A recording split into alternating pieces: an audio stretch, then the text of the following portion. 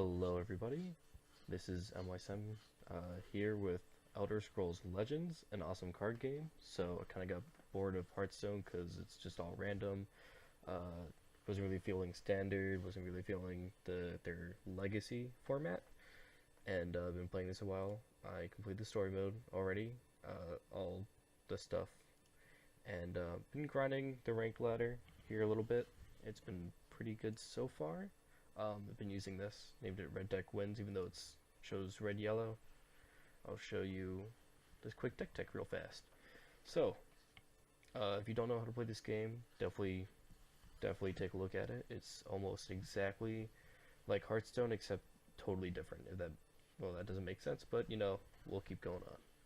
So, basically here, we have just a standard zoo-ish type deck, except you know we got the red has a sub theme of equipment, and so we got a lot of stuff going like that. So we're gonna go through every card and pretty much explain what's in here. This game is so new; it's actually still in beta, so that not all these cards are really, not all the ideas for decks are really there, and you know I don't even have every card yet. So, all right. So we start off with this Fire Imp. It's a 1-mana 1/1, which in this game isn't the best thing in the world, but you know, its abilities that whenever it attacks, it deals 2 damage to your opponent. So theoretically, it's a 1-mana 3/1, especially because in this game, if you put your minions to the right side of the field, they're stealthed for 1 turn. So definitely dropping this in turn 1, or if you're playing second and you have the Flask, then playing 2 in turn 1 leads to 6 damage just right off the bat for the next turn. That's not even including other stuff you may have in the deck. So it's just such a powerful card. It also gets around taunters. It just gets around so much stuff. You just need to shock your opponent. Intimidate. So every creature loses guard. That's their version of taunt. It's this card is just such a good one of. You don't want more than one of it because when you cast this game, you're usually just winning the game, and it doesn't cantrip either. So for 1 mana, making pretty much all your creatures unblockable for that turn is pretty huge, especially when you have creatures with charge or haste. And it's just so helpful as a one-of. So here we have Rapid Shot. So it's kind of similar to a card, just Slam in Hearthstone. It's just a 1-mana cantrip, honestly. It combos a little bit with some stuff, but in this game there's really not a lot of cantrips.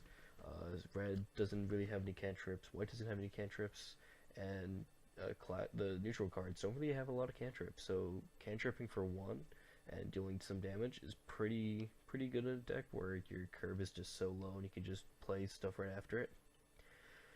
Sharpshooter Scout. So Prophecy is a really cool ability here where basically whenever you take 5 damage, you basically pop one of your 5 runes, and I think there are 5 runes, and you draw a card.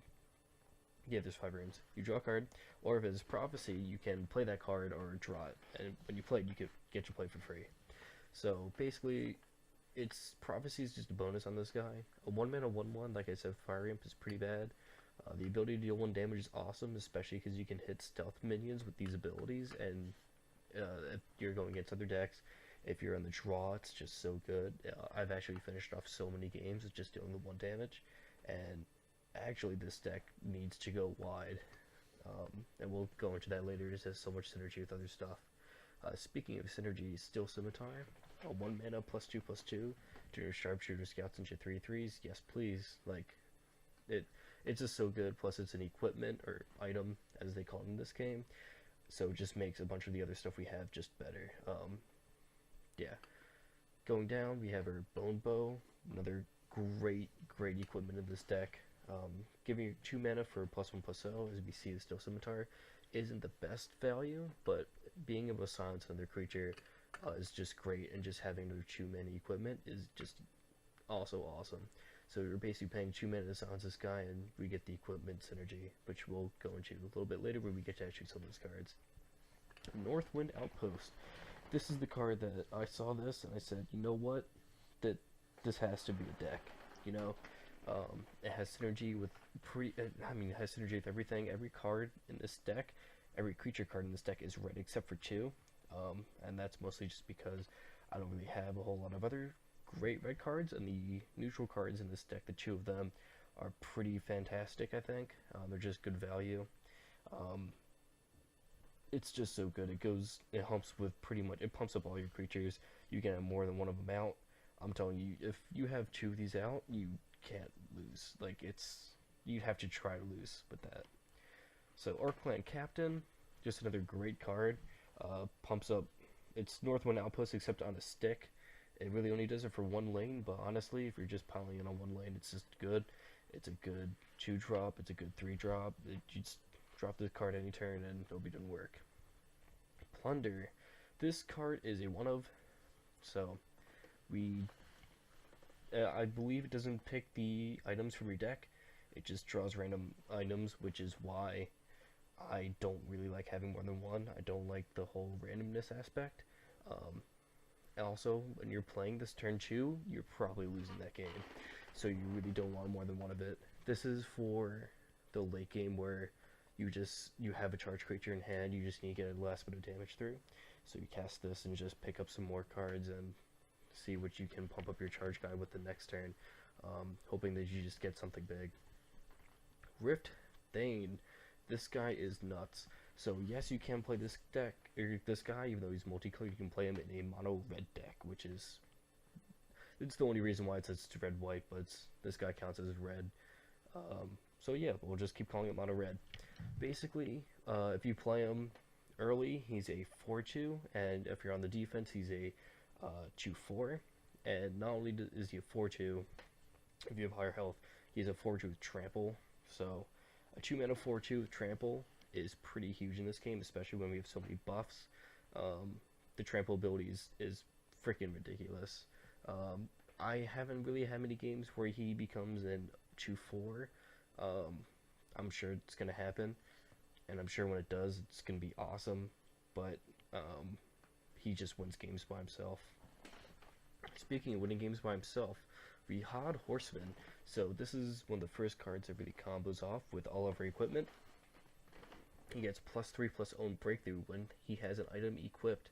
So we have this guy, turn 2, turn 3, equip him up with a Steel Scimitar or a Bone Bow, and with Steel Scimitar he becomes a 7/4, and with Bone Bow he becomes a 6/2.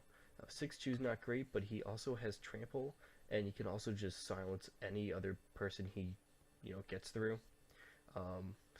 Being able to cast him turn 2, they cast a big threat turn, or not a big threat, but a guy that can deal with them. The next turn you silence him up, swing through, get an easy 6 damage in, and it's awesome. He's also great with Assassin's Bow. You drop him turn 2, Assassin's Bow him up turn 3. He gets +6/+0, and you can't even be attacked the next turn. So you're probably getting a confirmed 12 damage just out of that one card, or 2 cards. So 2 cards for 5 mana and 12 damage is pretty ridiculous, especially when everyone starts at 30. So you're almost dealing half their health just with that one combo. Alright, one of Sylvanar Tracker. So this guy, I'm so confused on about if I like him or not. So this deck is so good at dealing with the opponent's taunt creatures and just dealing with X1s that it's really hard to trigger his charge ability.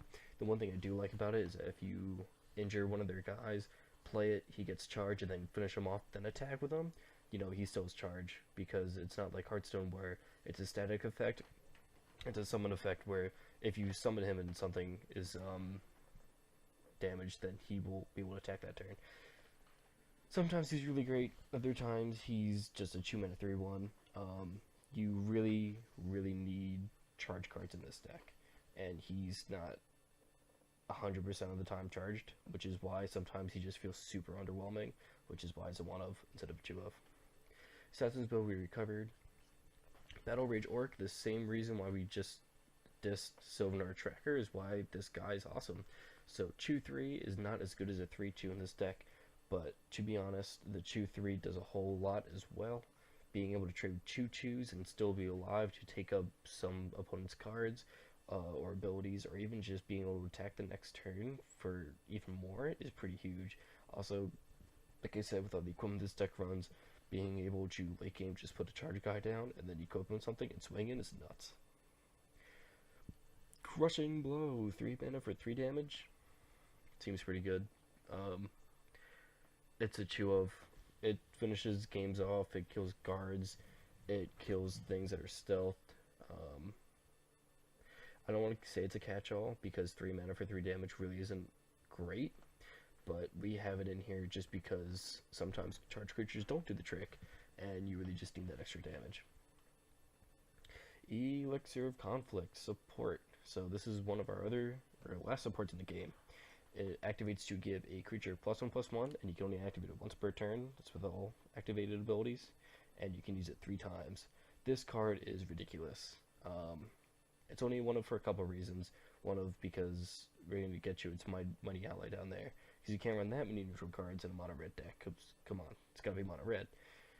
But giving creature +1/+1 over 3 turns, well, spread out over 3 turns is ridiculous. You just make your creatures unkillable.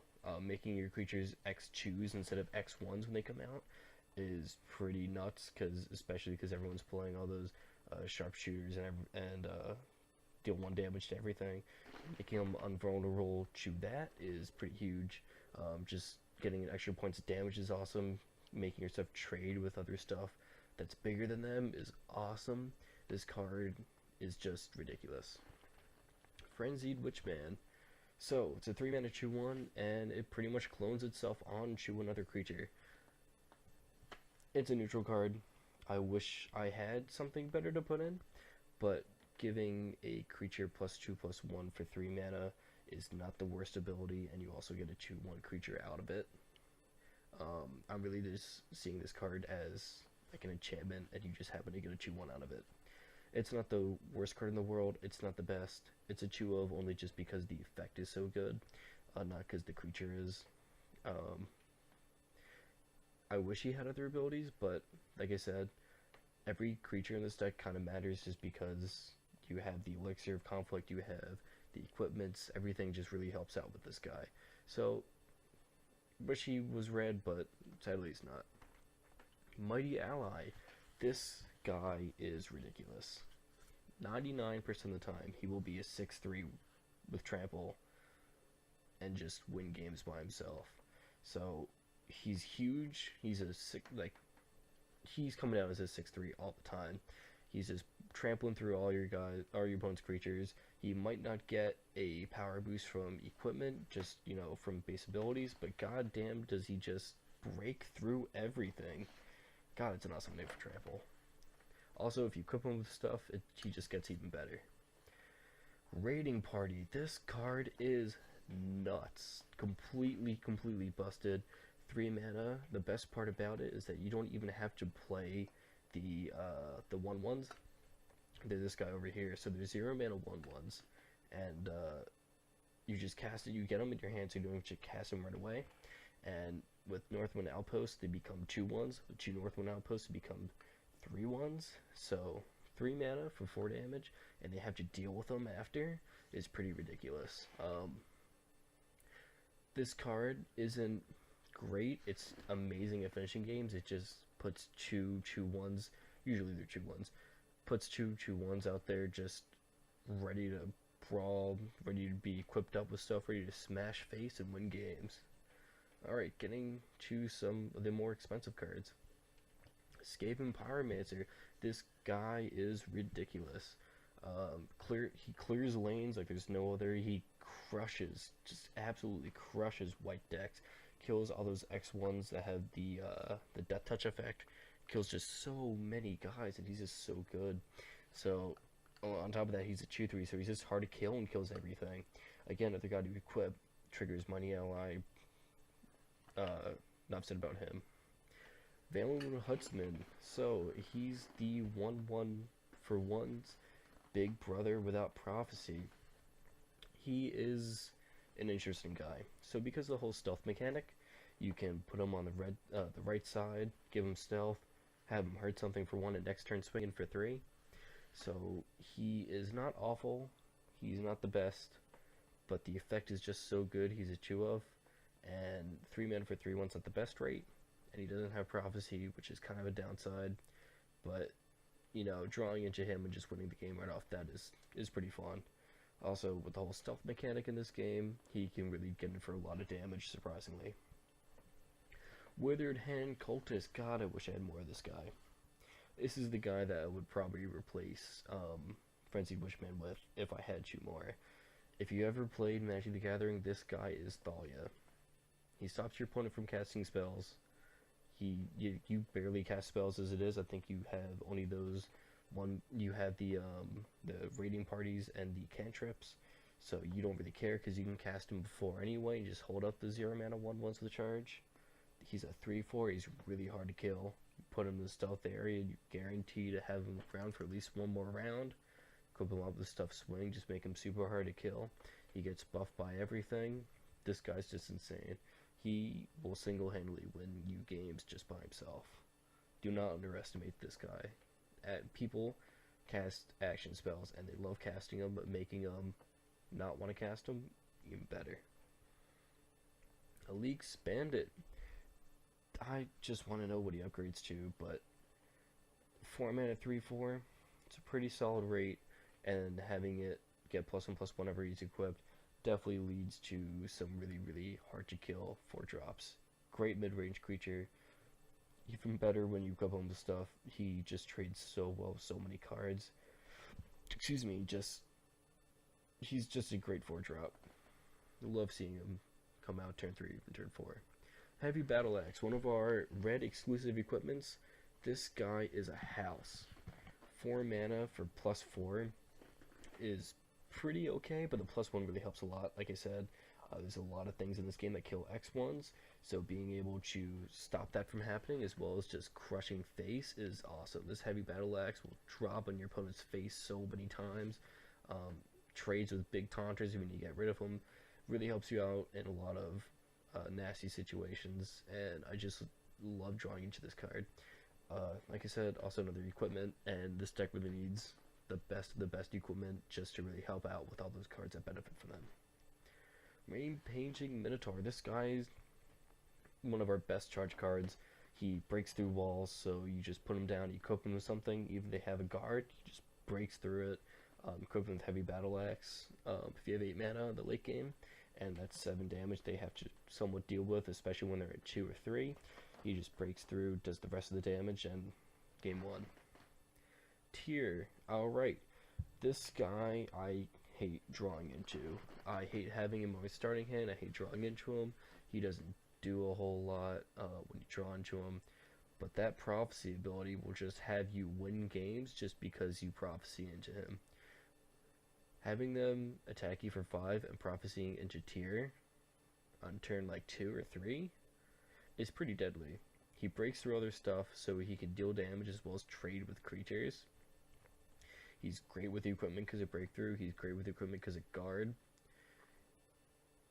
God, I hate drawing into him. I'm glad he's a legend because I would have run more than one. But he really does help the deck along in some nasty spots. Gatwood Ambusher. This guy's a one-of for the same reason that Tyr is. I hate drawing into this card. But on the other hand, it has Prophecy. So, you know, getting a 4/2 and clearing their board off of Prophecy is pretty nuts. Sometimes the effect for 5 mana is pretty worth it because you can like 3 for 0 with this guy and still have a 4/2 left over that has stealth, or sometimes just clear their stuff. He's honestly just a more expensive version of Skaven Pyromancer, which is why he's a one-of, but Prophecy really pushes this guy to the next level. Whirling Duelist. Just an interesting version of Skaven Pyromancer. I've been testing with her a lot, and I really enjoy her. So many times I'll just cast her for 7, cast her out with a dagger, make her a 7/7, wipe out their lane, swing for 7 next turn, win. She does a lot of things really well. One of that's clearing the board, the other is just being a thing that's really goddamn hard to kill. She breaks through most walls. She just does a whole lot. Only playing one of her because this deck's curve is really low, and drawing into her or having her in your starting hand just really sucks. And she doesn't even have prophecy, so she doesn't have that going for her. But being able to cast her and then get some equipment on her just feels really great. Especially if you can just have her stealthed up and have her survive, and you have 2 equipment in hand. It's pretty much game. Which is why we have that draw 2 random equipment spell. Reclusive Giant, rounding this deck out with a surprise 8-drop. This card doesn't have prophecy. It doesn't have a cost reduction. It doesn't have a lot of things going for it. But an 8/8 for 8 with trample just sometimes wins the game, and you know what? It's just fun. I haven't cast this guy a whole lot. Casting him just feels fan-freaking-tastic. You put him down in the stealth area, wait a turn, swing for 8, or even a little bit less because of breakthrough, but kill their guy. He's really incredibly hard to kill. He doesn't need pump spells. He's one of our only late play guys. It's actually a threat in the late game if we ever make it that far, because usually just relying on top decks for crushing blows or charge creatures. So he's one of our guys we can just put in the left lane late game, or turn 7 if we have the elixirs. So he really does get the job done sometimes. One of these guys is pretty necessary in this list. He's not a fantastic creature by any step or by any means, but he's just a necessity. So rounding this deck out, looking at the curve, 0, well, not really 0 drops because we have those raiding parties, but we really curve out at 3, which is why sometimes it's fine going second, because you just drop 2 1-drops turn 1, or even the red guard, and you just keep pumping them up. So this deck, honestly, it just wins so often. I'll be giving you guys some gameplay videos. It's definitely not a brainless deck. You definitely have to figure out what you're doing, where you're putting what, how you're sequencing things. So it's definitely not, how red deck wins is in Magic, or like Face Hunter is in Hearthstone. Definitely a lot of thought to this deck, definitely a lot of intricacies.